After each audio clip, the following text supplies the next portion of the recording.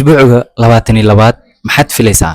Xilligani marka aad soo gashid, maxaa aad cunugaaga aad ka filaysaa kow oo growing-ka cunugaaga? Cunugaaga intuu marayaa xilligani? Bisheed ku jirtaa marka aad isbuuciga 22aad aad soo gaartid, iyo hooyada calaamadaha ay isku arki karto waa maxay, iyo cunuga koritaankiisu siduu yahay.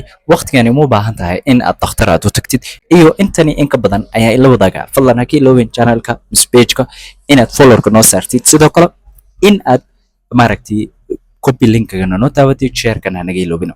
Isbuucigani markaad soo gashid oo 22 weeks-ka mise 22 isbuuc markii la soo gaaro mise 22aad markii la soo gaaro isbuuc ahaan, waxa aad dareemaysid mise cunugaaga xilligani siduu yahay. Measuring ahaan marka cunuga la xisaabo xilligani wuxuu marayaa 28 centimeter ama 11 inches-ka haddii loo bedelo. Sidoo kale waxaad isku arkaysaa isbuucigani marka aad soo gashid cunugaaga weight-kiisa mise garaamkiisa wuxuu marayaa 450 gram ilaa 500 gram ayuu marayaa. Sidoo kale cunugaaga development-giisa siduu yahay, cunugaaga muu soo koray, xibnihii may soo baxeen. Xibnaha ugu horeeya oo cunuga dhanka indhaha haddaan ka bilaawno, cunugaaga hindhihiisii araggii wuu yeeshay oo xilligani araggii waa okay.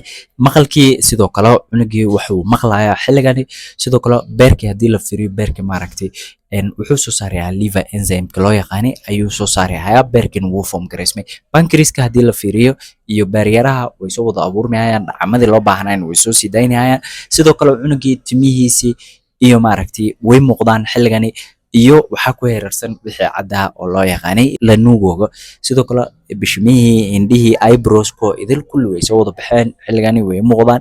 Hooyada marka maxay dareemaysaa ee isku arkaysaa calaamadihii oo uurka qaarkood ayaa soconi karo kuwa ka midka ah inay hooyadii dibir badan isku aragto, calool istaag mise calool fadhiga wax loo yaqaano inay isku aragto.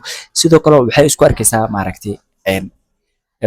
wax loo yaqaano dizziness-ka, wareerka, heartburn-ka way isku arkaysaa. Heartburn-ka waxa waaye labjeex zaid ah inay isku aragto, iyo barar oo lugaha ah. Isbuucigani way dhici kartaa because of biyihii ayaa jirkaaga reebay, taasina barar ayay ku keenaysaa. Labjeexda sababtu ku imaanaya waxa waaye minkii ayaa soo weynaanaya. Minka markuu soo weynaadana kor uu soo baxaya, caloosha ayuu soo riixaya. Sidoo kale waxaad isku arkaysaa qabad yar oo caloosha ah in aad dareentid oo abdominal pains-ka loo yaqaano, iyo in ay xididada ay kusoo bararaan because of varicose veins-ka because of minkii oo weynaanaya. Dhabarka oo ku xanuuno oo dhabar xanuun inaad dareentid because of minkii oo riixaya, xibnihii kale oo soo weynaanaya. Minkaaga marka size-kiisa xilligani waa meeqa centimeter ahaan haddii lagu cabiro? Xilligani wuxuu joogaa 20 ilaa 24 centimeter ayuu u dhexeeyaa haddii la xisaabo fundal height-ka wax loo yaqaano ayaa ka ah.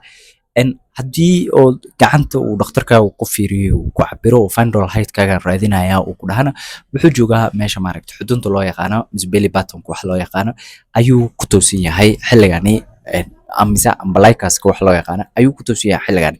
Marka maxaa lagaga baahan yahay xilligani? Kow waa inaad cabirtid pressure-kaaga xilli walba waa inaad fiirisid. Sokorta waa inaad iska cabirtid. Haddii aad dhiig furasho aad isku aragtid hoostii aad dhiig mise wax dhiig ay ka imaadaan, dhakhtarkaaga waa inaad la xiriirtid. Haddii xanuun zaid ah mise xumaad zaid ah aad dareentid oo aad control waysid, waa inaad dhakhtarka la xiriirtid. Sidoo kale waxyaalaha lagaga baahan yahay oo in aad ilaalisid loo baahan yahay wareer zaid ah, daal, wadna garaac zaid ah, kulli inaad iska ilaalisid oo dhakhtarkaaga aad la xiriirtid waay. Waxyaalaha kale oo inaad qaadatid loo baahan yahay xilligani aad samaysid waxa waaye cunooyinka fiber-ka ay ku badan yihiin qaado, biyo badan cab. Cunooyinka fiber-ka markaan ku leeyahay waxa waaye cunooyinka bulk ay ku badan yihiin si calooshaada iyo calool istaag ay ugu dhamaato. Sidoo kale waxyaalaha aad u baahan tahay inaad isticmaashid waxaa ka mid ah biyo badan inaad cabtid because of jirkaaga xilligani biyo badan ayuu u baahan yahay isbuucigani markaad ku jirtid. Sidoo kale waxyaalaha aad u baahan tahay waxa waaye inaad jimicsiga fudud aad samaysid oo socodka 30 daqiiqo inaad ka socotid maalinkii oo qorraxda markay qabowdahay inaad socotid.